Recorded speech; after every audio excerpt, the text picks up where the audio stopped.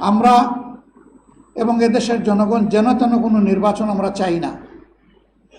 নির্বাচনের মধ্য দিয়ে আবার যদি নির্বাচনী ব্যবস্থা নিহত হয়, তাহলে ওরকম একটা নির্বাচন অবশ্যই জনগণ কবুল করবে না, প্রত্যাখ্যান করবে। একটি সুষ্ঠু নির্বাচনের জন্য দুটি রোডম্যাপ সরকারের কাছে আমরা প্রত্যাশা করেছিলাম, দাবি করেছিলাম। নির্বাচনকে অর্থবহ করার জন্য গুরুত্বপূর্ণ কিছু সংস্কার লাগবে। আমরা বলেছিলাম যে সংস্কারের একটা রোডম্যাপ দেওয়া হোক, যে এই মাসের ভিতরে সংস্কার সম্পন্ন হবে, এরপরেই নির্বাচনের একটা রোডম্যাপ তার পাশাপাশি দেওয়া হোক।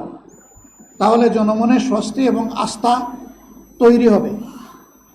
কিন্তু এখন পর্যন্ত দুটি রোডম্যাপের কোনোটাই জনগণের সামনে আসেনি। এখান থেকেও কিছু সন্দেহ সংশয় জন্ম নিয়েছে।